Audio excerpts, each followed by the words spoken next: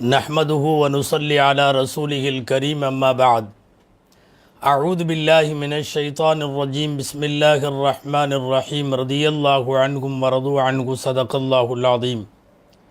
அளவற்ற அருளாளனும் நிகரற்ற அன்புடையோனுமாகிய எல்லாம் வல்ல அல்லாஹுவின் பெயரால் துவங்குகிறேன். அருமை நாயகம் முஹம்மதுர் ரசூலுல்லாஹ் ஸல்லல்லாஹு அலைஹி வஸல்லம் அவர்களின் மீதும் பாக்கியங்கள் நிறைந்த அவர்களுடைய உம்மத்தினர்கள் குறிப்பாக நம் அனைவர் மீதும் எல்லாம் வல்ல அல்லாஹுவின் நல்லருள் என்றென்றும் நிறைவாக உண்டாவதாக. ஆமீன். அல்லாஹுவின் பேரருளால் இஸ்லாத்தின் வேர்களும் விழுதுகளும் தொடருடைய 61வது நாளான இன்று மிகப்பெரிய சஹாபியும் மிகச்சிறந்த ஆளுமையும் இந்த உலகத்தில் மகத்தான தாக்கங்களை விட்டு சென்றவருமான நபித்தோழர் அம்ர் இப்னுல் ஆஸ் ரலியல்லாஹு தஆலா அன்ஹு அவர்களை பற்றி பார்க்கிறோம். அரபுலகின் அறிவு ஜீவி என்று நாம் அவர்களுக்கு தலைப்பெற்றிருக்கிறோம். அம்ர் இப்னுல் ஆஸ் ரலியல்லாஹு தஆலா அன்ஹு குறைஷி வம்சத்திலும் சஹ்மி கோத்திரத்தை சார்ந்த இவர்கள் நல்ல வயது வரை வாழ்ந்தவர்கள். நபி ஸல்லல்லாஹு அலைஹி வஸல்லம் அவர்களுடைய ஹிஜ்ரத்திலே இருந்து கணக்கெடுத்தால் சுமார் 50 ஆண்டுகளுக்கு முன்னாலே பிறந்திருக்கிறார்கள். ஹதரத் உமர் ரலியல்லாஹு தஆலா அன்ஹு போன்றவர்களை விடவெல்லாம் வயதிலே மூத்தவர்கள் அம்ர் இப்னுல் ஆஸ் ரலியல்லாஹு தஆலா அன்ஹு அவர்கள். ஹதரத் உமர் ரலியல்லாஹு தஆலா அன்ஹு அவர்கள் பிறந்தது எனக்கு நான் சிறுவனாக இருக்கிற போது எனக்கு நினைவிருக்கிறது என்று சொல்லுவார்கள் ஹதரத் அம்ர் இப்னுல் ஆஸ் ரலியல்லாஹு தஆலா அன்ஹு. ஹிஜ்ரி 8ஆம் ஆண்டு வரை ஏறத்தாழ ஸல்லல்லாஹு அலைஹி வஸல்லத்தினுடைய வஃபாத்திற்கு சற்றேறக்குறைய 2.5 ஆண்டுகளுக்கு முன்னால் வரைக்கும் இஸ்லாத்தினுடைய மிகப்பெரிய எதிரியாக இருந்தவர், பரம வைரியாக இருந்தவர். இஸ்லாத்தை, முஸ்லிம்களை, அல்லாஹுவை, ரசூலை, குறிப்பாக ரசூல் ஸல்லல்லாஹு அலைஹி வஸல்லம் அவர்களை மிகவும் கோபித்த, கடுமையாக பகை கொண்டிருந்த நபர்களில் இவரும் ஒருவர். அது அல்லாஹுவுக்கே வெளிச்சம், ஹிதாயத்தை அவன் தருகிறான். யாருடைய உள்ளத்தை எப்படி மாற்றுவான் என்று தெரியாது. நபிகள் நாயகம் ஸல்லல்லாஹு அலைஹி வஸல்லத்தை கொல்லுவதற்கு முனைந்து அதற்கு சந்தர்ப்பம் பார்த்து கொண்டிருந்தவர்களில் இவரும் ஒருவர். ஆனால் கால மாற்றம், அதனுடைய கோலம், பின்னாட்களில் நபிகள் ஸல்லல்லாஹு அலைஹி வஸல்லம் அவர்களின் தீரா காதலராக இவர்கள் மாறிப்போன விந்தை இவர்களுடைய வரலாறு சொல்லும் முக்கிய பாடம். மக்காவிலே இஸ்லாமின்படி செயல்பட முடியாத போது முஸ்லிம்களெல்லாம் பக்கத்திலே உள்ள அபிசினிய நாட்டிற்கு சென்றார்கள் என்று நாம் வரலாறு படித்திருக்கிறோம். சென்றவர்களை அங்கும் வாழ விடாமல் அந்த மன்னர் அவர்களை அங்கிருந்து துரத்திவிட வேண்டும், மக்காவுக்கு மீண்டும் தங்களுடைய நாட்டிலே அவர்களுக்கு தஞ்சமோ அடைக்கலமோ தந்துவிடக்கூடாது என்று மக்காவின் காஃபிர்கள் சார்பாக பேச்சுவார்த்தைக்கு அனுப்பி வைக்கப்பட்ட 2 பேரில் இவரும் ஒருவர். அம்ர் இப்னுல் ஆஸ் ரலியல்லாஹு தஆலா அன்ஹு அவர்கள். 100 சில்லறை முஸ்லிம்கள் அங்கே இருக்கிறார்கள். அவர்களை நீங்கள் உங்கள் நாட்டிலே வைக்க வேண்டாம், இவர்கள் ஆபத்தானவர்கள், எங்களுடைய எதிரி முஹம்மதுவினுடைய சீடர்கள் இவர்கள், உங்கள் நாட்டை விட்டு துரத்துங்கள் என்று கேட்க போன அம்ர் இப்னுல் ஆஸ் ரலியல்லாஹு அன்ஹு அந்த காஃபிராக இருந்த ஆரம்ப நாட்களில் நஜ்ஜாஷியால் முடியாது என்று விரட்டி அடிக்கப்பட்டவர்கள். வரலாறு உங்களுக்கு தெரியும். இவர்களையும் சபையிலே வைத்து கொண்டு, ஹிஜ்ரத் செய்து வந்த முஸ்லிம்களையும் சபையிலே வைத்து கொண்டு நபிகள் நாயகத்தை பற்றிய எல்லா செய்திகளையும் கேள்விப்பட்டதற்கு பின்னால் இவர்கள் மீது தவறில்லை, என் நாட்டிற்கு அடைக்கலம் தேடி வந்த இவர்களை நான் துரத்த முடியாது, நீங்கள் போகலாம் என்று அவர்கள் திருப்பி அனுப்பி வைத்து விட்டார்கள். அப்படி குறைஷி குஃபார்களின் சார்பாக போனவர் ஹதரத் அம்ர் இப்னுல் ஆஸ் ரலியல்லாஹு தஆலா அன்ஹு அவர்கள். ஹதரத் அம்ர் இப்னுல் ஆஸ் ரலியல்லாஹு தஆலா அன்ஹு பத்ரு போர்க்களத்தில், உஹது போர்க்களத்தில் எல்லாம் முஸ்லிம்களுக்கு எதிராக காஃபிர்களோடு நின்று களமாடியவர்கள். நல்லவேளை முஸ்லிம்களால் இவர் கொல்லப்படவில்லை. நீண்ட நெடுங்காலத்திற்கு பின்னால் வேகமாக பரவிய இஸ்லாமிய வளர்ச்சி எதிரிகளின் உள்ளத்திலே கூட ஊடுருவி பாய்ந்து போய் உட்கார்ந்து விட்ட இஸ்லாம் இவரையும் விட்டு வைக்கவில்லை. வாருங்கள், இவர் இஸ்லாத்திலே சேர்ந்த நிகழ்ச்சியை நாம் பார்க்கலாம்.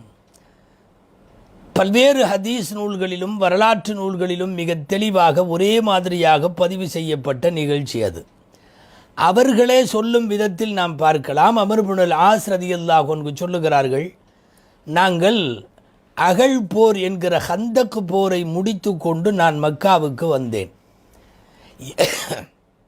எனக்கு பிரியமானவர்களை எல்லாம் கூப்பிட்டேன். நான் சொன்னால் கேட்கும் நபர்களை எல்லாம் கூப்பிட்டு ஒரு இடத்தில் ஆலோசனை செய்தேன். அப்போது நான் சொன்னேன், உங்களுக்கெல்லாம் தெரியும், முகம்மது வேகமாக வளருகிறார், இஸ்லாம் வேகமாக வளருகிறது. நாம் முகம்மதுவை ஏற்க முடியாது, இஸ்லாத்தை ஏற்க முடியாது. ஒரு வேளை செய்யலாம், எனக்கு நன்கு பரிச்சயமானவரும் பழக்கமானவரும் நண்பருமாக இருப்பவர் பக்கத்து நாடு அபிசீனியாவினுடைய அரசர் நஜ்ஜாஷி. எனவே அவரிடத்திலே போய் நாமெல்லாம் தஞ்சம் அடையலாம், அந்த நாட்டிற்கு போய்விடலாம். இனிமேல் முகம்மதை எதிர்த்து கொண்டு இங்கே வாழுவதும் சாத்தியமில்லை. அங்கே போவோம். ஒருவேளை வரும் நாட்களில் வரும் காலங்களில் முகம்மது மக்காவை ஜெயித்து விட்டாலும் பிரச்சனை இல்லை, நாம் நஜ்ஜாஷிக்கு கீழே பாதுகாப்பாக இருப்போம். ஒருவேளை முகமது ஸல்லல்லாஹு அலைஹி வஸல்லம் ஜெயிக்காமல் நம்முடைய மக்காவில் இருக்கிற நம்முடைய ஆட்கள் ஜெயித்து விட்டால் இங்கேயும் சரி அங்கேயும் சரி நம்முடைய கண்ணியத்திற்கு எந்த பஞ்சமும் இல்லை. சுருக்கமாக, முகம்மதுவின் கரங்களுக்கு கீழே இருப்பதை விட நஜ்ஜாஷியின் கீழே இருப்பது நமக்கு நல்லது என்று சொல்லி முடித்தார். கூடியிருக்கிற அத்தனை பேரும் சொன்னார்கள், நிஅமர் ரஅயு மா ரஅய்த, நீங்கள் சொல்லுவது நல்ல ஆலோசனை. அப்போ சொன்னார், நஜ்ஜாஷி மன்னருக்கு நான் போகிறப்போலாம் அன்பளிப்பு கொடுப்பேன், அவருக்கு ரொம்ப பிடிச்சது நம்முடைய ஊரில் இருந்து ரெண்டு தான். ஒன்று என்னன்னா, உதும் என்று சொல்லக்கூடிய இந்த பதனிடப்பட்ட தோள்கள், தோல் பதனிடுதலிலும் அதை பக்குவப்படுத்துவதிலேயும் மக்கா பிரபலமான நகரம், அது விரும்புவார். அடுத்து அத்தர்களை விரும்புவார். இதையெல்லாம் எவ்வளவு முடியுமோ கொண்டு வந்து கொடுங்க, ஒரு பெரும் அன்பளிப்பை எடுத்துக்கொண்டு போகலாம். எடுத்துக்கொண்டு போய்விட்டார்கள். மன்னர் நஜ்ஜாஷியினுடைய அரண்மனைக்கு வெளியிலே நிற்கிறார்கள். அடுத்து உள்ளே போகணும். நஜ்ஜாஷி மன்னர்கிட்ட யார் யாரோ பேசிகிட்டு இருக்காங்க, இன்னும் இவங்களை கூப்பிடலை. அப்போது அம்ர் இப்னு ஆஸே சொல்கிறார், நான் திடீரென்று பார்க்கிறேன், நஜ்ஜாஷி மன்னரை வந்து ஒருவர் சந்திக்கிறார். அவரை எனக்கு நன்றாக தெரியும். அவர் பேர் அம்ர் இப்னு உமையா அவ்வம்ரி. அம்ர் இப்னு உமையா வம்ரி. அவர் வந்து பேசிகிட்டு இருந்தார். நபிகள் நாயகம் மதீனாவில் இருந்து அவரை அனுப்பி வைத்திருக்கிறார்கள். அவர் என்னமோ நஜ்ஜாஷி மன்னர் காதில் பேசுகிறார். அப்போ நான் என் கூட இருந்த என் தோழர்கள், பிரியமானவர்கள்ட்ட, நண்பர்கள்ட்ட சொன்னேன், நான் மட்டும் உள்ளே போய் நஜ்ஜாஷி மன்னர்கிட்ட நான் இவனை கொல்லணும், இந்த அம்ர் இப்னு உமையா லம்ரி எங்களுக்கு இதுக்கு முன்னாடி உண்டான எல்லா போர்களையும் இவன் எங்களுக்கு பெரிய எதிரி, மட்டுமல்ல எங்களின் எதிரியான முகம்மதுவின் தூதுவராக வந்திருக்கிறான், கொல்ல அனுமதி தாருங்கள்னு கேட்பேன், கொடுத்துட்டா அந்த இடத்துலையே அவனை வெட்டுவேன் அப்படின்னு சொல்லிட்டு இருந்தார். அங்கே அம்ர் இப்னு உமையா பேசிகிட்டு இருக்கார் நஜ்ஜாஷி மன்னர்கிட்ட. அவர் வந்தது ரெண்டு விஷயமா. ஒரு விஷயம் என்னென்னா, அலி ரலியல்லாஹுடைய சகோதரர் ஜாஃபர் ரலியல்லாஹு அன்ஹு ஏற்கனவே ஹிஜ்ரத் செஞ்சு அங்கே இருக்கிறாங்க, அவங்கள எல்லாம் மதீனாவுக்கு அழைச்சிக்கிறது சம்பந்தமாக. இன்னொன்று, ஸல்லல்லாஹு அலைஹி வஸல்லத்தினுடைய மனைவிமார்களில் ஒருத்தர் பேர் உம்மு ஹபீபா. அந்த உம்மு ஹபீபா ரலியல்லாஹு அன்ஹா கணவனை குடும்பத்தை இழந்த நிலையில் நிறைமாத கர்ப்பிணியாக அந்த நாட்டில் கஷ்டப்பட்டு அந்த அம்மா சுற்றிட்டு இருக்கிறாங்க. அந்த அம்மாவை அழைத்து கொள்ளுவது, இது சம்பந்தமாக அவர் அந்த ரெண்டு விஷயத்தையும் பேசிட்டார். வேறு எதுவும் வில்லங்கமாக பேசலை, இவங்களை பற்றி எல்லாம் பேசலை. இப்போ இவங்களை உள்ளே கூப்பிட்டாங்க. நஜ்ஜாஷி அரசர்கிட்ட போனார். பார்த்த உடனே நஜ்ஜாஷி இவரை பார்த்த உடனே முகம் வளர்ந்து, ஏன்னா ஏற்கனவே பழக்கம், வாங்க நண்பரே வந்தீங்க வாங்க அப்படின்னு சொல்லிட்டு, என்ன எனக்கு கொண்டு வந்தீங்க அப்படின்னு கேட்டார்.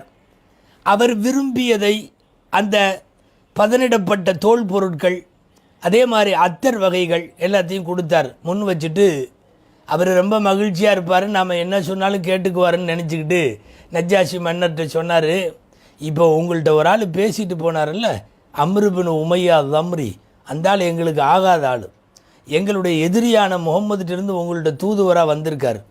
அரசே, நீங்கள் அனுமதி கொடுத்தீங்கன்னா நான் அவனை இந்த இடத்துலையே அவன் கழுத்தை வெட்டுவேன். பேசின உடனே நஜ்ஜாஷி மன்னர் சொல்லிவிட்டு நஜ்ஜாஷி மன்னருடைய முகத்தை பார்த்தா, கையை எடுத்து பட்டுன்னு மூக்கில் ஒரு அடி மூஞ்சியில் அடிச்சுட்டு சொன்னார், என்ன பேசுகிற நீ, பூமி பிளந்து நானே உள்ளே போயிடுவேன் போல் இருக்கு, நீ அப்படி பேசுகிற, யாருடைய தூதரை கொல்ல சொல்லுகிறாய், மதீனாவில் இருந்து வந்திருக்கிற முஹம்மது ஸல்லல்லாஹு அலைஹி வஸல்லம் அவர்களுடைய ஆட்களை தூதுவரை கொல்றதுக்கு நீ என்கிட்ட அனுமதி கேட்குறியான். அவ்வளவு கோபமாக நஜ்ஜாஷி மன்னரை இதுக்கு முன்னாடி இவர் பார்த்ததில்லை. அம்ர் இப்னுல் ஆஸ் ரலியல்லாஹு அரண்டு போய் கடைசியில் என்ன சொல்கிறீங்கன்னு கேட்டார் நஜ்ஜாஷி மன்னர்கிட்ட அம்ர் இப்னுல் ஆஸ் ரலியல்லாஹு தஆலா. இப்போ சொன்னார் அவர், இப்போ வந்திருக்கிற தூதர் யார்கிட்ட இருந்து வந்திருக்கிறாரோ அவர் அல்லாஹ்வுடைய நபி. இது யார் தெரியுமா? நஜ்ஜாஷி வாயிலிருந்து வருது. அந்த நபிக்கு வகி கொண்டு வருவர் யார் தெரியுமா? மூசாவுக்கு கொண்டு வந்த அதே நாமூசு தான். நாமூசுனா ஜிப்ரைல். அந்த ஜிப்ரைல் தான் இவருக்கும் வகி கொண்டு வருகிறார். உங்களுக்கு தெரியுமா, முஹம்மது தன்னை சுற்றி உள்ள எல்லா மக்களையும் ஜெயிப்பார். மூசா ஃபிரௌனை ஜெயித்தது போல், மூசா எகிப்தியர்களை ஜெயித்தது போல் இவர் கண்டிப்பாக ஜெயிப்பார். சந்தேகம் வந்து அம்ர் இப்னுல் ஆஸ் ரலியல்லாஹு தஆலா அன்ஹு இப்போ கேட்டாங்க என்னன்னு. அப்படின்னா நீங்கள் இஸ்லாத்தை ஏற்றுக்கிட்டீங்களா? அவரை நபியுல்லான்னு ஒத்துக்கிறீங்களா? அவர் அல்லாஹ்வுடைய நபின்னு ஆமாம் என்று சொன்னார்கள் நஜ்ஜாஷி. அது வரைக்கும் மனசில் இருக்கிற எல்லா விதமான தடுமாற்றங்களும் நகர்ந்து போய் டப்புன்னு கையை நீட்டினார். அல்லாஹ்வுடைய ஹிதாயத் நீட்டி சொன்னார், அப்படியானால் நஜ்ஜாஷி மன்னரே உங்கள் கையில் நான் இஸ்லாத்தில் சேர்றேன், கையை நீட்டுங்கன்னார். உடனடியாக இஸ்லாத்தில் சேர்ந்து விட்டார். ஹதரத் அம்ர் இப்னுல் ஆஸ் ரலியல்லாஹு தஆலா அன்ஹு இஸ்லாமில் சேர்ந்தது மக்காவும் அல்ல மதீனாவும் அல்ல, அதற்கு வெளியே இருக்கிற சந்திக்க சென்ற இடத்தில் தஞ்சமடைய மக்களெல்லாம் போகிற அபிசீனியாவினுடைய மன்னர் நஜ்ஜாஷியினுடைய கையில் இஸ்லாம் ஆயிட்டார். அங்கிருந்து வெளியே வந்தார். அங்கே இருக்கிற முஸ்லிம்களை எல்லாம் சந்தித்தார். தான் இஸ்லாத்தில் சேர்ந்த விவரத்தை சொன்னார். கடல் வழியாக பயணப்பட வேண்டும். மதீனாவை நோக்கி செல்லுகிறது அம்ர் இப்னுல் ஆஸ் ரலியல்லாஹு அன்ஹுடைய பாதம்.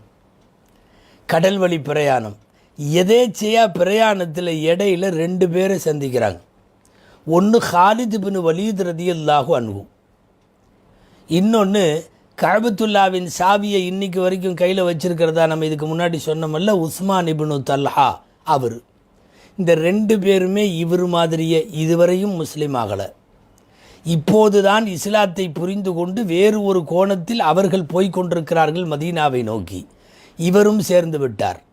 ஹாலித் ரலியல்லாஹு அன்ஹுவும் போர்ப்படை தளபதி, அம்ர் இப்னுல் ஆஸ் ரலியல்லாஹு அன்ஹுவும் பயங்கரமான போர்ப்படை தளபதி. கமாண்டர்கள் மாதிரி 2 பேரும் பேசிக்கிறாங்க. என்ன விஷயமா நீ மதீனா போகிற? இல்லை, நான் இஸ்லாத்தில் இணைய போகிறேன், நஜ்ஜாஷி மன்னர்கிட்ட நான் வந்து இந்த மாதிரி இஸ்லாத்தை ஏற்றுக்கொண்டு விட்டேன். ஹாலித் சொன்னார், நாங்களும் இப்போது தான் போகிறோம். அல்லாஹு தாலா நமக்கெல்லாம் உள்ளத்தை இந்த நேரத்தில் தான் இஸ்லாம் குறித்து உள்ளத்தை விரிவடைய செய்திருக்கிறான். வா போய் சந்திப்போம் என்று போகிறார்கள். 3 பேரும் பெரும் ஆளுமைகள், 3 பேரும் மக்காவின் பெருந்தலைகள், 3 பேரும் கடந்த எல்லா போர்க்களங்களிலும் காஃபிர்களின் சார்பாக அணியின் முன்னாலே நின்ற பெருமக்கள். 3 பேருடைய இஸ்லாம் ரொம்ப பிரம்மாண்டமானது. நபிகள் நாயகம் ஸல்லல்லாஹு அலைஹி வஸல்லமை சந்திக்க மதீனா வந்தாச்சு. சுருக்கமாக வரலாற்றுக்கு வந்து விடுவோம். ஹாலித் இப்னு வலீத் ரலியல்லாஹு அன்ஹு முதல்ல போய் ரசூலுல்லாஹ்வை சந்திச்சாங்க. இஸ்லாமிய பைஅத் உடன்படிக்கையை மேற்கொண்டு முஸ்லீம் ஆகிவிட்டார்கள். கொஞ்சம் தயக்கத்தோட அம்ர் இப்னுல் ஆஸ் ரலியல்லாஹு அன்ஹு போனார்கள். ஏராளமான முஸ்லிம்களின் தலைகளை உருட்டி இருந்தாலும், நிறைய யுத்தக்களங்களிலே பரம வைரியாக இருந்தாலும், அல்லாஹுவின் தூதரை குறித்த அபிமானம் இப்போது மனமெல்லாம் நிரம்பி இருக்கிறது. அம்ர் இப்னுல் ஆஸ் ரலியல்லாஹு தஆலா அன்ஹு போனாங்க. போன உடனே ஸல்லல்லாஹு அலைஹி வஸல்லம் ஏகப்பட்ட சந்தோஷம். காரணம், வந்திருக்கிறவங்கெல்லாம் சாதாரணமான ஆளுகள்லாம் இல்லை, மக்காவின் முதுபெரும் ஆளுமைகள் வந்திருக்கிறது. என்ன அம்ர் இப்னுல் ஆஸ், நீங்கள் இஸ்லாமிய பையத்து செய்கிறீர்களா? ஸல்லல்லாஹு அலைஹி வஸல்லம் கேட்டாங்க. அம்ர் இப்னு ஆஸ் ரலியல்லாஹு சொன்னாங்க, ஆமாம், உபாயிஉக அலா அன் தக்ஃபிர் லி மா கத்தம்து. ஒரு நிபந்தனையின் பேரில் நான் இஸ்லாத்தில் சேர்றேன், உங்கள் கையை பிடிக்கிறேன். நான் முன் சென்ற எல்லா பாவத்தையும் மன்னிச்சிடணும், என்னுடைய பாவங்கள் மன்னிக்கப்பட வேண்டும். ஸல்லல்லாஹு அலைஹி வஸல்லம் உடனே சொன்னார்கள், அம்ர் இப்னுல் ஆஸ் உங்களுக்கு தெரியாதா, இஸ்லாமிலே ஒருவர் இணைகிறார் என்றால் அந்த இணைவதே அவர் முன்புண்டான பாவங்களை எல்லாம் அழித்துவிடும். இஸ்லாம் முன்புண்டான பாவங்களை அழிக்கும், ஹிஜ்ரத் முன்புண்டான பாவங்களை அழிக்கும், ஹஜ்ஜு முன்புண்டான பாவங்களை அழிக்கும் என்று உங்களுக்கு தெரியாதா என்றார்கள் அம்ர் இப்னுல் ஆஸ் ரலியல்லாஹு அன்ஹு அவர்களிடம் நபி ஸல்லல்லாஹு அலைஹி வஸல்லம். உடனடியாக இஸ்லாத்திலே தங்களை இணைத்து கொண்டார்கள். ஹஜ்ரத் ஹஜ்ரத் அம்ர் இப்னுல் ஆஸ் ரலியல்லாஹு தஆலா அன்ஹு அவர்கள் இஸ்லாமிலே சேர்ந்த வரலாறு மிக அற்புதமான சரித்திர சுவையோடு கூடிய இந்த நிகழ்விற்கு பின்னால் ஹஜ்ரத் ரசூலுல்லாஹி ஸல்லல்லாஹு அலைஹி வஸல்லத்தினுடைய நம்பிக்கைக்குரியவராக மாறிப்போனார்கள் அம்ர் இப்னுல் ஆஸ் ரலியல்லாஹு தஆலா. சாதாரணமான ஆள் அல்ல, போர்ப்படை தளபதி சொல்லலாம், கொடையாளி சொல்லலாம், வணக்கசாலி சொல்லலாம், மிகப்பெரிய தர்மகர்த்தா சொல்லலாம். எல்லாத்த விட வரலாற்று ஆசிரியர் இவர்களுக்கு தருகிற பேர் என்ன தெரியுமா? தாஹியத்துல் அரபு, அதுகல் அரபு, அரபுலகத்தினுடைய அறிவாற்றல் மிக்க தலைவர்.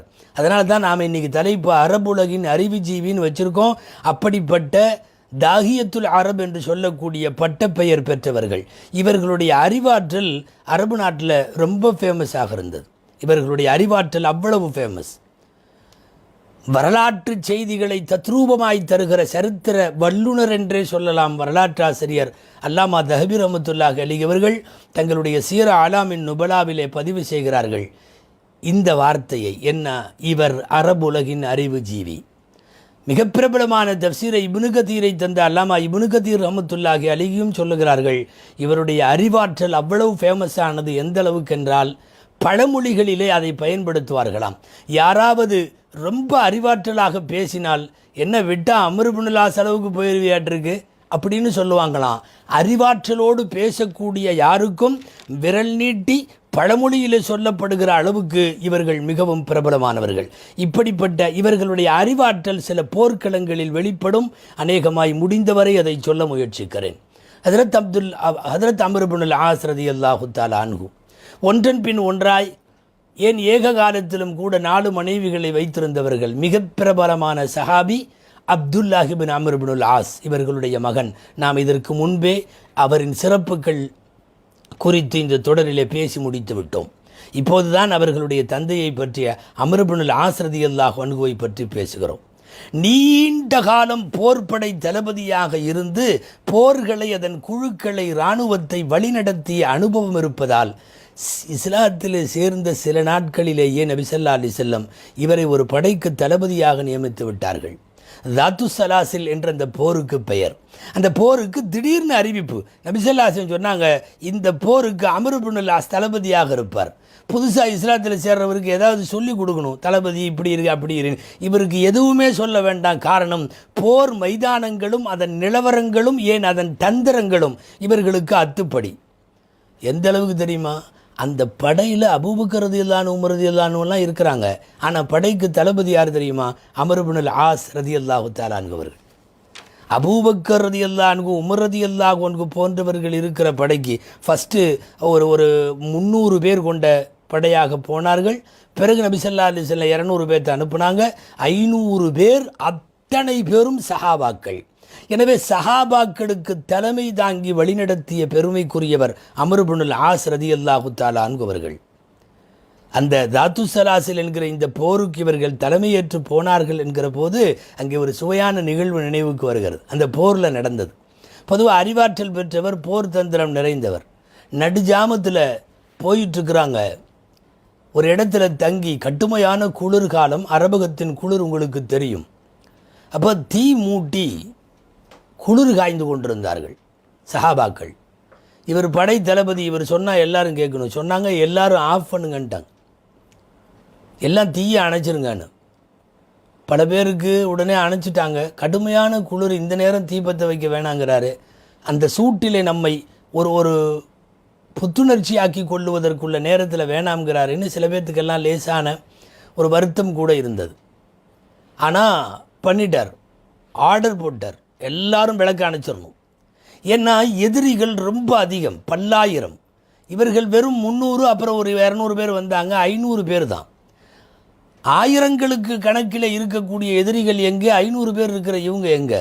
சரி, விளக்கையும் அணைக்க சொல்லியாச்சு. இங்கே இன்னொரு நிகழ்ச்சியும் சொல்லணும். அதாவது, ஒரு தலைமைக்கு கீழே இணையாமல் சண்டை போட்டு கொண்டிருக்கிற நம்மவர்களுக்கெல்லாம் இங்கே ஒரு பாடம் உண்டு. உமர் ரலியல்லாஹு கொஞ்சம் கோபம் வந்துருச்சு. என்ன இவர் குளிர் காயறதுக்கு எழுத்தி வச்சு நெருப்பையெல்லாம் அணைக்க சொல்கிறாருன்னு சொல்லிட்டு விறுவிறுன்னு சபையில் இருக்கிறவங்களில் வந்திருக்கிற படைகளில் மூத்தவங்க அபூபக்கர் ரலியல்லாஹு நேராக அங்கே போனாங்க. அபூபக்கர் ரலியல்லாஹு போய், என்ன இந்த அம்ர் இப்னுல் ஆஸ் ரசூல் ஸல்லல்லாஹு அலைஹி வஸல்லம் தளபதியாக போட்டிருக்காங்க, இப்போ தான் அவர் முதல் தடவை நம்மளுக்கு முஸ்லீம்களுக்கு படை தளபதியாக வந்திருக்காரு, சரி தான். திடீர்னு நடிஜாமத்தில் குளிர் காஞ்சிட்டு இருக்கிறவங்களை எல்லாம் எல்லாம் தீயை அணைச்சிருங்கிறாங்க. இருட்டு ஒரு பக்கம், கடுமையான குளிர் ஒரு பக்கம், என்ன இப்படி பண்ணுறாரு? அபூபக்கர் ரலியல்லாஹு அமைதியாக இருந்தாங்க. எதையும் அவங்க தூர நோக்கும் நிதானமும் சகிப்புத்தன்மையும் உடையவர்கள். சொன்னாங்க, மா வதா ரசூலுல்லாஹி ஸல்லல்லாஹு அலைஹி வஸல்லம் அலைக்க இல்லா லி இல்மிஹி பில் ஹர்பி. சுருக்கமாக இந்த வார்த்தைக்கு என்ன அர்த்தம் தெரியுமா?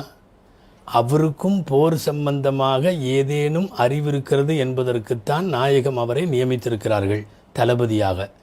நீங்களும் நானும் அதில் இருக்கோம். இப்போதைக்கு அவர் சொல்கிறத தான் கேட்கணும்.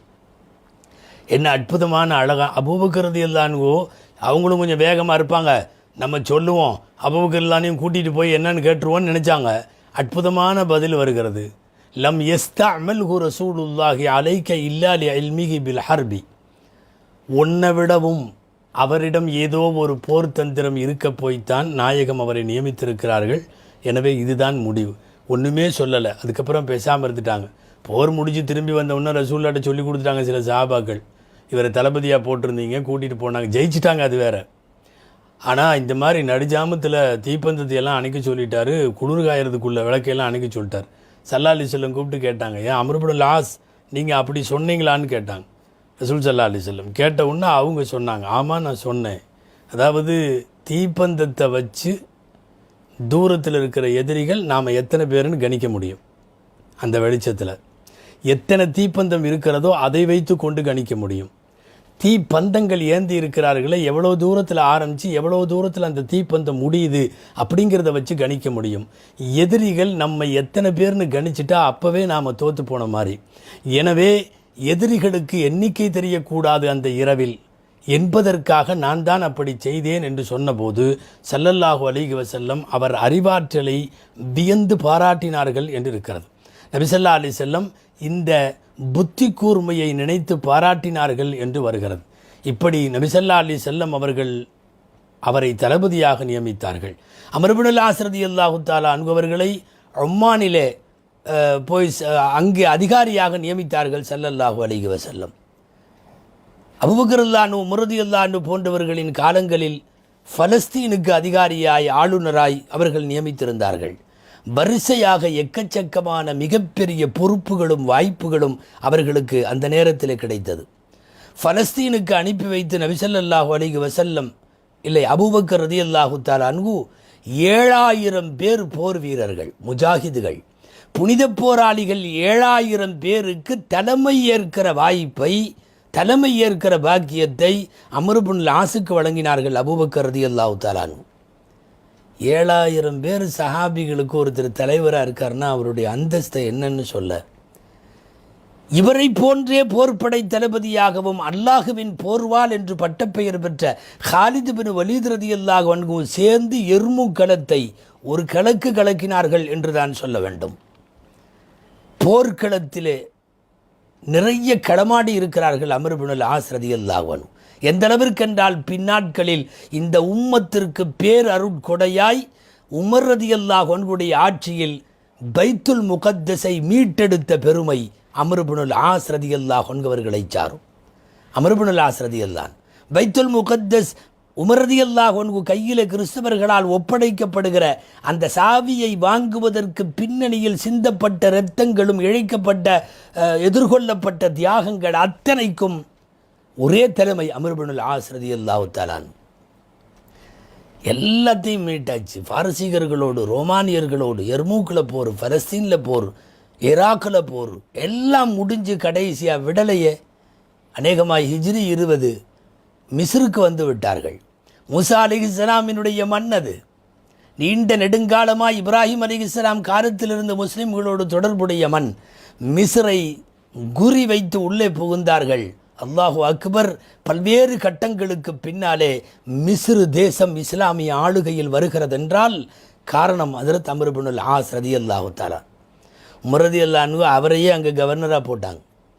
நீங்கள் தான் கவர்னர், எகிப்தின் கவர்னராக நீங்கள் இருங்கள் என்றார்கள். அவங்களுக்கு அந்த ஊர் பிடிச்சி போச்சு, மிஸ்ர் தேசம். உண்மையாலுமே இன்றைக்கி வரைக்கும் கூட நம்மளாம் பார்க்க வேண்டியது மிஸ்ர். மிஸ்ர் அப்படிப்பட்ட ஒரு அழகு பூமி. ஏன் இப்படி கூட ஹதீஸுகளில் இருக்குது. அம்ர் இப்னுல் ஆஸ் ரலியல்லாஹு சொன்னதாக இருக்குது, மன் அராத அன் யந்துர இலல் ஃபிர்தௌஸி ஃபல் யந்துர் இலல் மிஸ்ர். யாராவது ஜன்னத்துல் ஃபிர்தௌஸ் சொர்க்கத்தை பார்க்கணுன்னா மிஸ்ரை வந்து பாருங்கள், அது மாடல் அப்படின்னு அம்ர் இப்னுல் ஆஸ் ரலியல்லாஹு சொல்கிறாங்க. கண்ணு கட்டிய தூரம் வரை பசுமை பூங்காக்கள், கனிவகைகள், பழவர்க்கங்கள், நாகரிக சின்னங்கள், பழமையான புராதனமான நினைவுகள் எல்லாத்தையும் உள்ளடக்கிய தேசம் மிஸ்ர். அந்த ஊரை விட்டு போகிறக்கே பிடிக்கல. அம்ர் இப்னுல் ஆஸ் ரலியல்லாஹு அங்கே ஒரு வீடு கட்டினாங்க. எங்கள் மிஸ்ரில் வீடு கட்டி அங்கே கவர்னராக இருந்தார்கள் நீண்ட நெடுங்காலம். இடைக்காலத்தில் சில நாட்கள் மட்டும் வேறு கவர்னர் வந்தபோது கொஞ்சம் இருந்தார்கள். உஸ்மான் ரலியல்லாஹு காலத்தில் மீண்டும் முஆவியா ரலியல்லாஹு இவர்களை அங்கேயே கவர்னராக நியமித்தார்கள். வஃபாத்து வரை அங்கேயே இருந்தார்கள். அம்ர் இப்னுல் ஆஸ் ரலியல்லாஹு தஆலா அன்ஹு அவர்கள் இப்போது மதீனாவில் இருந்து எடுத்துக்கொள்ளுங்கள், வழி நெடுக போய் அந்த தளபதி காலூன்றியது மிஸ்ரில். நாம் அடிக்கடி படிக்கிறோமல்ல, உமருல்லான்னு காலத்தில் அவங்களுடைய 10 வருஷ கவர்மெண்ட்டில் இஸ்லாம் பரவலாக உலகம் முழுக்க பரவியதுன்னு கொண்டு போய் சேர்த்த தளபதி அம்ர் இப்னுல் ஆஸ் ரலியல்லாஹு. போகிற இடமெல்லாம் வெற்றி. மிஸ்ரினுடைய அதிபர்களோடு நடந்த பேச்சுவார்த்தை, பாபிலோனை போய் கோட்டையை கைப்பற்றிய போது நடைபெற்ற பேச்சுவார்த்தை. வரலாறு நீண்டுவிடும் என்பதால் நான் அந்த இடங்களை மாத்திரம் சொல்லி முடிக்கிறேன். கடைசியாக மிஸ்ர் இவர்களுடைய கைக்குள்ளே ஹிஜ்ரி 20 வருகிறது. மிஸ்ர் தேசத்தில் இன்றைக்கு வரையும் நீங்கள் உள்ளே போனால் மிஸ்ரினுடைய ஆகப்பெரிய பள்ளிவாசல் ஜாமியா அம்ர் இப்னுல் ஆஸ், அம்ர் இப்னுல் ஆஸ் ஜாமியா பள்ளிவாசல். அதாவது பிரம்மாண்டமான கோட்டையைப் போல இன்றைக்கும் அந்த பள்ளிவாசல் இருக்கிறது. எங்களினுடைய பண்பாடுகளினுடைய மூத்த தலைவர் அம்ர் இப்னுல் ஆஸ் என்பதை உலகத்திற்கு மிஸ்ர் தேசம் சொல்லும் விதமாய் அந்த பள்ளிவாசல் அமைந்திருப்பதை பார்க்கிறோம். ஹதரத் அம்ர் இப்னுல் ஆஸ் ரலியல்லாஹு தஆலா அன்ஹு வரலாற்றின் வழிநெடுகிலும் இத்தகைய மகத்தான சாதனைகளுக்கு சொந்தக்காரர்கள். பல கட்டங்களில் நபி ஸல்லல்லாஹு அலைஹி வஸல்லம் வாயால் இவர்களை பாராட்டி இருக்கிறார்கள், வாய் நிரம்ப. முஸ்னத் அஹ்மதிலே வருகிறது, ஹதரத் உக்பா ரலியல்லாஹு அன்ஹு அறிவிக்கிறார்கள், ஸல்லல்லாஹு சொன்னாங்க, இவருடைய இஸ்லாத்திற்கு பிந்தைய அமல்களை எல்லாம் பார்த்துட்டு அஸ்லம் அன்னாசு வ ஆமன அம்ர் இப்னுல் ஆஸ், மக்களெல்லாம் இஸ்லாம் ஆனார்கள், அம்ர் இப்னுல் ஆஸ் இஸ்லாமாகலை ஈமான் கொண்டார்னு சொன்னாங்க. இஸ்லாமுக்கும் ஈமானுக்கும் ஒரு சின்ன வித்தியாசம் இருக்குது. ஒருத்தர் புறத்தோற்றத்தில் நல்லா 5 நேரம் தொழுகிறார், நோன்பு வைக்கிறார், ஜக்காத்து கொடுக்குறார், அஜ்ஜு கொடுக்குறார், அவர் உள்ளம் எப்படி இருக்குன்னு நமக்கு தெரியாது. அவரை இஸ்லாமாக இருக்காருன்னு சொல்லலாம், அவர் ஈமானாக இருக்காருங்கிறது நமக்கு கன்ஃபார்மாக சொல்ல முடியாது.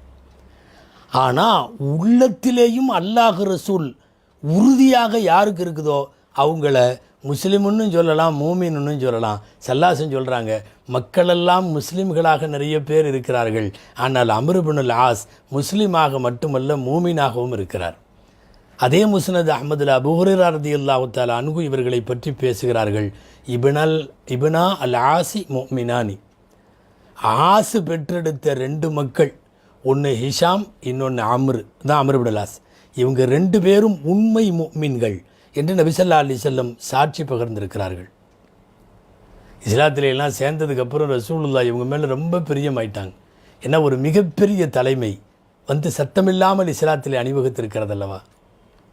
அம்ர் இப்னுல் ஆஸ் ரலியல்லாஹு ஒரு தடவை கூப்பிட்டு, அம்ர் இங்கே வாங்க, போய் உங்கள் ஆயுதமெல்லாம் எடுத்துக்கங்க, போருக்கு போகிற மாதிரி ட்ரெஸ் எல்லாம் எடுத்து வச்சுக்கங்க, துணியெல்லாம் எங்கிட்ட ரெடி ஆகிட்டு வாங்க, ஒரு இடத்துக்கு போகணும். நாங்கள் உடனே போனார்கள், எல்லாம் எடுத்து வச்சுட்டு வந்தாச்சு. அவர் சொல்கிறாரு, நான் வருகிற போது நபி ஸல்லல்லாஹு அலைஹி வஸல்லம் உது செஞ்சுட்டு இருந்தாங்க.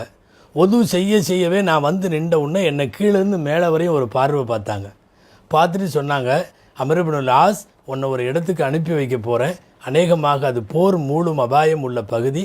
அந்த போரில் நீ கலந்து கொள்ளுகிற போது யுசல்லிமுக அல்லாஹு வ யுகன்னிமுக, அல்லாஹ் உன் உயிருக்கு ஒன்றும் ஆகாமல் அல்லாஹ் சலாமத்தாக்கிடுவான் உன்னைய, எக்கச்சக்கமான பொருள் கிடைக்கும் உனக்கு அந்த போரில் அப்படின்னு ஆசை ஊட்டி நபி ஸல்லல்லாஹு அலைஹி வஸல்லம் அனுப்ப முற்படுகிற போது அம்ர் இப்னுல் ஆஸ் ரலியல்லாஹு என்ன நினச்சாங்களோ சொன்னாங்க, அல்லாஹ்வின் தூதரே, மா அஸ்லம்து ரகுபத்தன் ஃபில் மால், காசுக்காக நான் இஸ்லாத்துக்கு சேரலை, எனக்கு போருக்கு போனால் இந்த போரில் நிறைய கிடைக்கும்னு சொல்கிறீங்க, எனக்கு அந்த பணங்கள்லாம் தேவையில்லை. அர்ஹபு ஃபில் இஸ்லாமி வலி அன் அகூன மஅர் ரசூலி, நான் இஸ்லாத்தின் மீது ஆர்வப்பட்டு வந்தேன். ரசூல் ஸல்லல்லாஹு அலைஹி வஸல்லம் அவர்களோடு என் எஞ்சிய நாட்களை நான் கழிக்கணுன்ட்டு வந்திருக்கிறேன் இஸ்லாத்துக்கு என்று தான் பொருளாதாரத்தை அவ்வளவு அதிகமாக நேசிப்பவன் அல்ல என்பதை சொன்னார்கள் அம்ர் இப்னுல் ஆஸ் ரலியல்லாஹு. அவங்கள்ட்ட ஏற்கனவே பணம் இருக்குது, ஏழையான சாபியெல்லாம் இல்லை, நிறைய வாரி வழங்கியிருக்காங்க. ரசூலுல்லாஹ் கேட்டப்போவெல்லாம் ஏழைகளுக்கு கொண்டு வந்து கொட்டி இருக்கிறார்கள். அதில் கூட ஒரு நிகழ்ச்சி உண்டு. ஸல்லல்லாஹு அலைஹி வஸல்லம் ஒரு தடவை இவரை பஹ்ரைனுக்கு அனுப்புனாங்க, அம்ர் இப்னுல் ஆஸ் ரலியல்லாஹு. இவங்க பஹ்ரைனுக்கு போயிட்டாங்க. அனுப்பிச்சி விட்டுட்டு ஸல்லல்லாஹு அலைஹி வஸல்லம் வேறு ஒரு குழுவோடு வெளியூருக்கு போயிட்டாங்க. வெளியூருக்கு போகிறப்ப வழியில் ஒரு இடத்துல தங்குறாங்க. தங்கினப்போ உட்காந்துக்கிட்டே தூங்குவாங்கல்ல, இந்த சிறு தூக்கம் நேப்புன்னு சொல்கிறோமல்ல, அப்படி உட்காந்துக்கிட்டு அப்படி லேசாக தூங்குனாங்க. திடீர்னு உட்காந்துன்னு முழிச்சவங்க அம்ர் இப்னுல் ஆஸுக்கு அல்லாஹ் ரஹ்மத் செய்யட்டும் அப்படின்ட்டாங்க. சாபாக்களில் சில பேர்த்துக்கெல்லாம் எந்த அம்ருக்கு செய்யட்டும்னு சொன்னோன்னா எந்த அம்ருன்னு தெரில. அங்கே எக்கச்சக்கமான அம்ருகள், எக்கச்சக்கமான உமர்கள், அப்துல்லாக்கள் இருக்காங்க இல்லையா, எந்த அம்ருன்னு தெரில. திரும்ப தூங்கிட்டாங்க. அப்படியே உட்காந்துட்டே கொஞ்சம் நேரம் திடீர்னு முழிச்சு அல்லாஹ் அம்ருக்கு ரஹ்மத் செய்வானாக 3 தடவை இப்படி நடந்துச்சு. சாபாக்கள் கேட்டாங்க, எந்த அம்ரு சொல்கிறீங்க? சொன்னாங்க அம்ர் இப்னுல் ஆஸ். அந்த கனவுல என்ன, அந்த தூக்கத்தில் என்ன நினச்சாங்க அல்லது என்ன காட்டப்பட்டது அதெல்லாம் தெரியலை. இதை மட்டும் சொன்னாங்க, நான் எப்போதெல்லாம் ஏழைகளுக்காக வேண்டி பணம் கேட்டேனோ, காசு கேட்டேனோ, அப்படியே கொண்டு வந்து கொட்டி கொட்டி எனக்கு முன்னாலே ஏழைகளுக்காக வேண்டி தன்னுடைய எக்கச்சக்கமான பொருளாதாரத்தை செலவழித்தவர் அம்ர் இப்னுல் ஆஸ், அல்லாஹ் அவருக்கு ரஹ்மத்து செய்வானாக என்று நபி ஸல்லல்லாஹு அலைஹி வஸல்லம் அவர்கள் இவர்களை பாராட்டியதை பார்க்கிறோம். எல்லா இபாதத்துகளில், ஏன் பல்வேறு சட்ட பிரச்சனைகள் எல்லாம் கூட இவர்களுடைய ஹதீஸுகள் உள்ளே வருகிறது. அபூதாவுதில் பதிவாக இருக்கிற இவர்களை பற்றிய ஒரு செய்தியும் சொல்லப்பட வேண்டும். இந்த தாத்து சராசில் ஒரு படைக்கு தளபதியாக போனாங்கல்ல, அப்போது காலையில் எந்திரிக்கிறப்போ குளிப்பு கடமையாயிருச்சு. ஃபஜ்ரில் கட்டுமையான குளிர். அந்த சொன்ன ஏற்கனவே குளிர்காயிருக்கு தீ பற்றினாங்கன்னு. கட்டுமையான குளிர், குளிக்கவெல்லாம் முடியாது, குளித்தா அவ்வளோதான், படுத்துட வேண்டியதுதான் அந்த குளிரில். அப்படி ஒரு அபாயமான கட்டம். உங்களுக்கு தெரியும், மதீனா அந்த பகுதிகளில் உள்ள குளிரெல்லாம் ஊசி மாதிரி குத்தும். அது நம்ம போன்று இந்திய சூழ்நிலையில் தட்பவெப்பநிலை உள்ளவங்களுக்கு ஹஜ்ஜு உம்ராவுக்கு போனால் உதடு கைகாலெல்லாம் வெடித்து போயிடுது, உள்ளங்காலெல்லாம். கட்டும் குளிர், குளிக்க முடியாது. சுபு நேரம் ஆயிடுச்சு. தயமும் செஞ்சுட்டு அவர் பாட்டில் தொழுதுட்டார். தொழுது முடிச்சுட்டு வந்த உடனே சஹாபாக்கள் சொல்லிட்டாங்க ரசூலுல்லாஹ்ட்ட, அம்ர் இப்னுல் ஆஸ் காலையில் குளிப்பு கடமையாக இருந்தார், குளிக்காமையே அவர் எங்கள் கூட ஃபஜ்ர் தொழுதாரு அப்படின்னு சொல்லிட்டாங்க. சல்லாசம் கூப்பிட்டு கேட்டாங்க, அசல்லைத்த யா ஆமர் மால் ஜுனுப், அசல்லைத்த யா ஆமர் அந்த ஜுனுப், அம்ரே நீங்கள் என்ன குளிப்பு கடமையோட ஃபஜ்ர் தொழுதீங்களோ அப்படின்னு கேட்டாங்க. அவர் கொஞ்சம் ஏற்கனவே சொல்லியிருக்கோம், அறிவாற்றல் நிறைந்தவர்கள். பணிவோடு அடக்கத்தோடு ரசூலுல்லாஹ்ட்ட சொன்னாங்க, அல்லாஹ்வின் தூதரே, தண்ணியுடைய சூழ்நிலை அங்கே இல்லை. ஒருவேளை தண்ணி இருந்தாலும் அந்த தண்ணியை சூடாக்குற அளவுக்கு நான் எந்த தீப்பந்தமும் அங்கே பற்ற வைக்க முடியாது. அதே சூடாக்காத தண்ணீரில் நான் இயற்கையாக குளித்தால் பெரும் உபாதையை சந்திக்கிற அளவுக்கு என்னுடைய உடல் இருந்தது. நான் திருக்குர்ஆனின் வசனங்களில் ஒன்றை யோசித்து பார்த்தேன். வலா தக்துலு அன்ஃபுஸக்கும், உங்களை நீங்களே கொள்ளாதீர்கள்னு ஒரு வசனம் இருந்தது.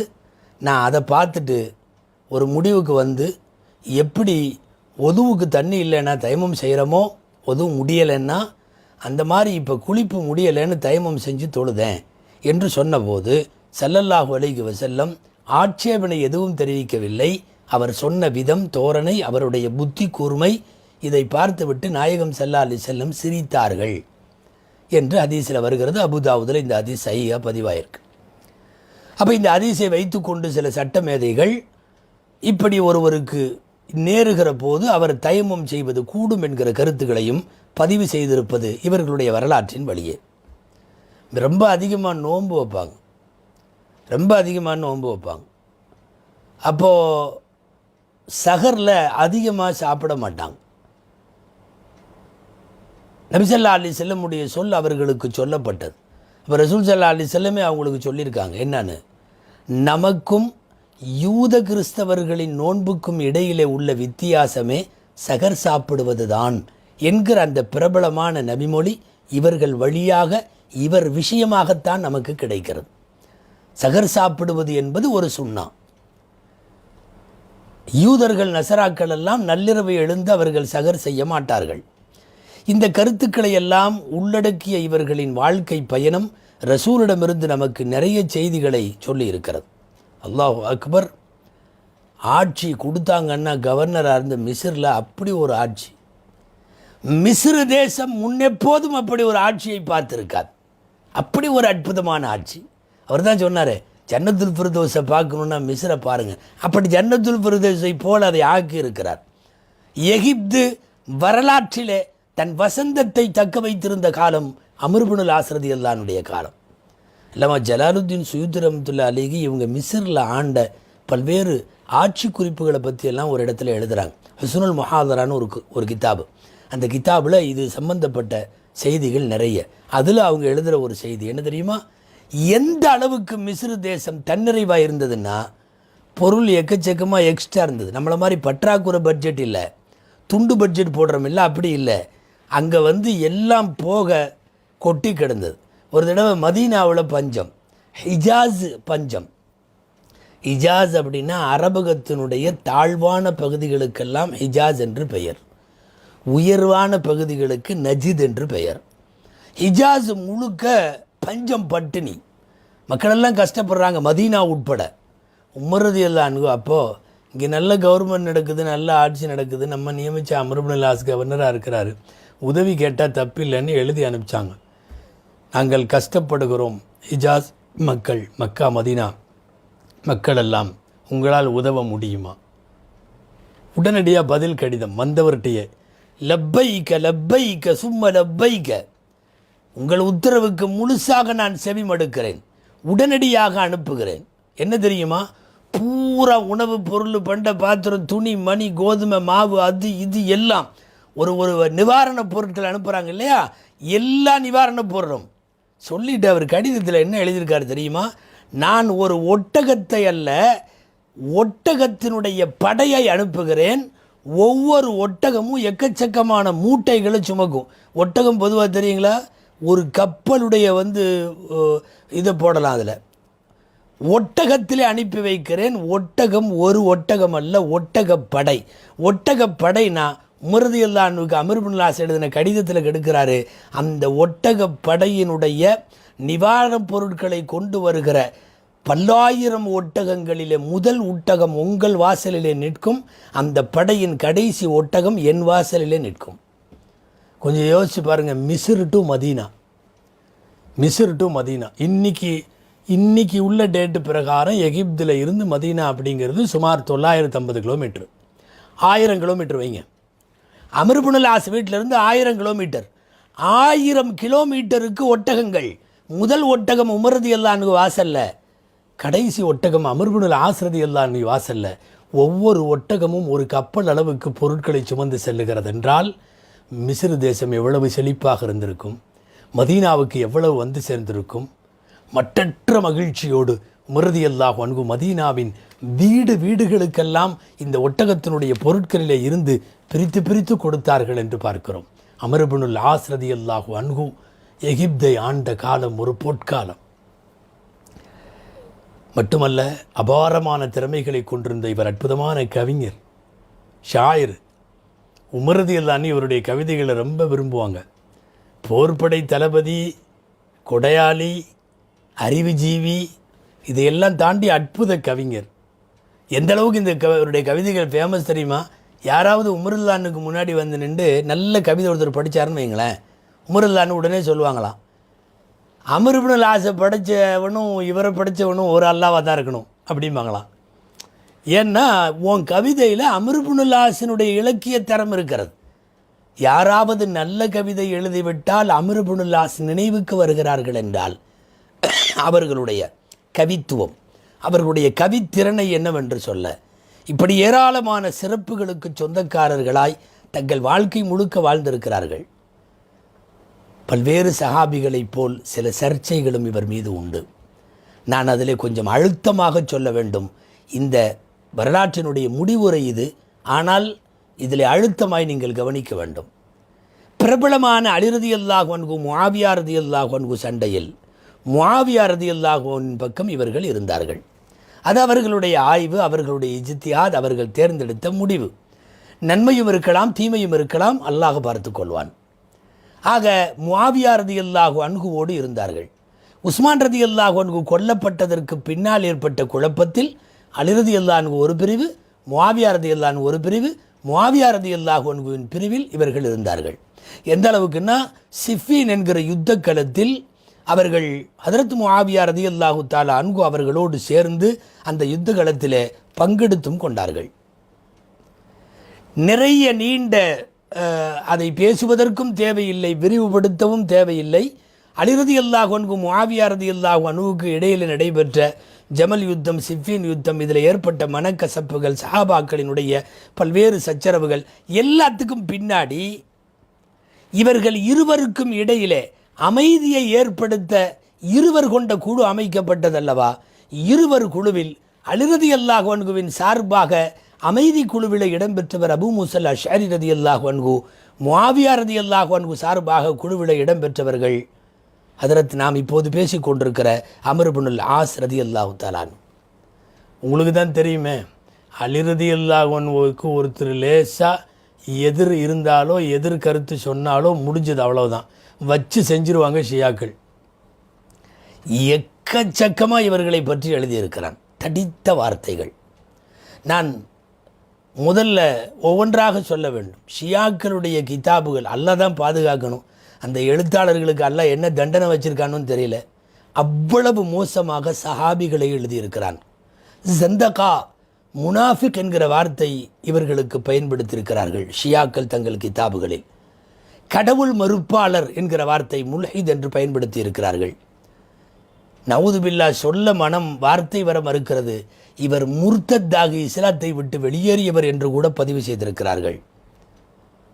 அதாவது ஒருத்தனை பிடிக்கலைங்கிறப்ப வரலாறு மாற்றம் செய்வார்கள், துரோகிகள் செய்வார்கள். ஷியாவிலே இருக்கிற சில துரோகிகள் செய்த வேலை. குறிப்பாக சொல்லணும்னா அப்துல் ஹுசைன் அல் அமீனி ஒரு ஆள், அப்துல் ஹுசைன் அல் அமீனின்னு சொல்லி ஷியா பிரிவை சார்ந்தவர். தீவிரமாக ஷியாவுக்கு எதிர்ப்பாக இருக்கிற அஹ்லு சுன்னாவினுடைய அத்தனை பெரிய மனிதர்களையும் காரி உமிழ்கிற அளவுக்கு மிக மோசமாக எழுதியவர். அந்த ஆள் அவன் எழுதியிருக்கிற ஒரு வார்த்தை என்ன தெரியுமா? அம்ர் இப்னுல் ஆஸ் இவ்வளவு மோசமானவர், அம்ர் இப்னுல் ஆஸினுடைய தாய் மக்காவில் பிரபலமான விபச்சாரி. சொல்ல வார்த்தை கூசுகிறது, கம்மி ரேட்டுக்கு கிடைக்கக்கூடிய பெண் என்று கூட எழுதி வைத்திருக்கிறான். அதாவது ஷியா என்பது உங்களுக்கு ஒரு பிரிவு என்று வைத்து கொண்டாலும் அதனை எதிர்கருத்தில் இருப்பவர்களை எழுத்தில் எப்படி எதிர்கொள்ள வேண்டும் என்கிற எந்த பண்பாடும் ஷியா எழுத்தாளர்களுக்கு தெரியாது. இந்த ஷியாக்களுக்கு வக்காலத்து வாங்குறோங்கிற பேரில் சுன்னத்து வல் ஜமாத்தில் சில பேர் தங்களை சுன்னத்து வல் ஜமாத்துன்னு சொல்லிட்டு இருக்கிறவன் இருக்கான்ல, அவர்களெல்லாம் வரம்புக்கு மீறிய இந்த வார்த்தைகளை, எழுத்துக்களை தயவு செய்து கவனிக்க வேண்டும். இது ஷியாக்களின் பார்வை. இன்னொரு பார்வை, இவர் எகிப்தை ஆண்ட விதம், இவர் வெற்றி கொண்ட விதம், ஈராக்கிலே, பாபிலோனிலே, பலஸ்தீனிலே, மிஸ்ரிலே, பைத்துல் முகத்தஸிலே எல்லாம் பரவலாக ரோமானியர்களோடு பாரசீகர்களோடு இவருடைய எல்லா நடத்தையும் வரலாற்று ரீதியாக ஆய்வு செய்த கிறிஸ்தவ எழுத்தாளர்கள் எழுதுகிறாங்க, மிஸ்ரின் பொற்காலம் அம்ர் இப்னுல் ஆஸினுடைய பொற்காலம். மிஸ்ர் தேசத்தினுடைய இஸ்லாமிய மக்கள் அல்லாத கிறிஸ்தவர்கள், யூதர்கள் கூட சந்தோஷமாக வாழ்ந்த காலம் அம்ர் இப்னுல் ஆஸுடைய காலம். நாட்டின் குடிமக்களோடு மென்மையை கையாண்ட முதலாக மிஸ்ரு பார்த்த மனிதர் அம்ர் இப்னுல் ஆஸ் ரலியல்லாஹு அன்ஹு மட்டும்தான். என்ன நினைக்கிறோன்னா, யூத கிறிஸ்தவர்கள் எல்லாம் கூட அம்ர் இப்னுல் ஆஸ் போன்ற ரலியல்லாஹு அன்ஹு போன்ற சஹாபிகளை புரிந்து கொண்ட அளவுக்கு கூட அவர்களின் பேனாக்களினுடைய மையை விடவும் கேடுகட்டு விட்டது இவர்களுடைய மைகள். சரி வாங்க, அஹ்லு சுன்னத்து வல் ஜமாஅத்தினுடைய பார்வையில் அம்ர் இப்னுல் ஆஸ் ரலியல்லாஹு அன்ஹு எப்படிப்பட்டவர்கள்? பொய்யர்கள் நிறைய இட்டுக்கட்டி அவர்களின் நாவுகள் பேசி இருப்பதால் நாம் சொல்ல வேண்டியது இருக்கிறது. வரலாற்றை மாற்றுகிறார்கள். ஏன் இப்படி? உங்களுக்கு ஒரு வார்த்தை பத்தாதா? அல்லாஹ் ரலியல்லாஹு அன்ஹுன்னு சொல்லிட்டானே, அதுக்கப்புறம் வேறு என்ன வேணும்? ஸல்லல்லாஹு அலைஹி வஸல்லம் சொல்லி விட்டார்களே ஹதீஸில். நல்லா தெரிஞ்சுங்க, சுன்னத்து வல் ஜமாத்துக்காரங்க 1,00,000க்கும் மேற்பட்ட சஹாபிகளில் எந்த சஹாபியை பேசுகிறதா இருந்தாலும் சையீதுனா அபூபக்கர் ரலியல்லாஹு அன்ஹு, சையீதுனா உமர் ரலியல்லாஹு அன்ஹு, சையிதுனா அம்ர் இப்னுல் ஆஸ் ரலியல்லாஹு அன்ஹு எங்களின் தலைவர் என்று சொல்லித்தான் சஹாபாக்களை கூப்பிடுவோம். அப்படி கூப்பிடுகிறவன் தான் உண்மையான அஹ்லு சுன்னத் வல் ஜமாத். சஹாபாக்களை பற்றி டாபிக் பேசினாவே நன்மைகளை சொல்லுவதற்கு மட்டும்தான் பேசப்பட வேண்டும் என்பது அஹ்லு சுன்னாவினுடைய நியதி. அவர்கள் இந்த உம்மத்தினுடைய மிகச்சிறப்பிற்குரிய பெருமக்கள். அம்ர் இப்னுல் ஆஸ் ரலியல்லாஹு அன்ஹு போன்ற ஆளுமைகளை தவறாக விமர்சிக்கக்கூடாது. நாம் கடைசியாக வருவோம். அம்ர் இப்னுல் ஆஸ் இந்த மிகப்பெரிய மகத்தான மனிதருடைய மரணம். ஒரே ஒரு செய்தி மரணத்தில். பொதுவாக இதுக்கு முன்னாடி எல்லாம் யார் மௌத்தானாலும் அம்ர் இப்னுல் ஆஸ் ரலியல்லாஹு சொல்லுவாங்களாம். மவுத்து நேரத்தில் என்ன நடக்குதுன்னு சொல்ல வேண்டியது தானே. ரூஹு போகிறதுக்கு முன்னாடியும் அவரோட அறிவு சரியாக தானே இருக்குது. ஏன் இப்படி பண்ணுறாங்க இந்த மக்கள்? அறிவு சரியாக உள்ளவங்க மவுத்துடைய நேரத்தில் சொல்லலாமே, இப்படி இப்படி இருக்குது, இப்படி ரூஹு போகுது, இப்படி கஷ்டமாக இருக்குதுன்னு. யாரும் ஒன்றும் சொல்லாமல் போயிடுறாங்க. எனக்கு ஒரு சூழ்நிலை வருகிற போது மவுத்து நேரம் எப்படி இருந்துச்சுன்னு நான் சொல்லுவேன் அப்படின்னு ரொம்ப நாளாக சொல்லிட்டு இருந்தாரா. இப்போது நோய்வாய்ப்பட்டு விட்டார்கள். கிட்டத்தட்ட 88 வயது 89 வயது. அவங்க மகன் அப்துல்லா இப்னு அம்ர் இப்னுல் ஆஸ் ரலியல்லாஹு கரெக்டாக வந்து ஞாபகப்படுத்திட்டாங்க. வஃபாத்தா போகிற நேரத்தில் ரூஹு போகிறதுக்கு முன்னாடி சக்கராத்தை பற்றி அறிவு அவர்களோடு இருக்கிறதே அவர்கள் சொல்லட்டுமே, நானாக இருந்தால் சொல்லுவேன்னு சொன்னீங்களே அப்படின்னு கேட்டாங்க.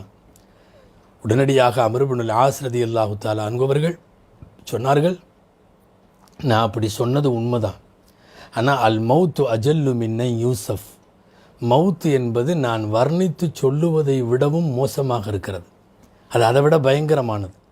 இருந்தாலும் உனக்கு கொடுத்த வாக்குறுதி, நான் இப்போ இந்த ரூஹு போகிற நேரத்தில் எப்படி இருக்கேங்கிறத மட்டும் சொல்கிறேன். என்னுடைய கழுத்தில் கொண்டு வந்து ஒரு பெரிய மலையை வைத்திருக்கிறார்கள். பெரிய மலை, மவுண்டைன், ஒரு ஜிபால், அதை கொண்டு வந்து வச்சிருக்கிறாங்க.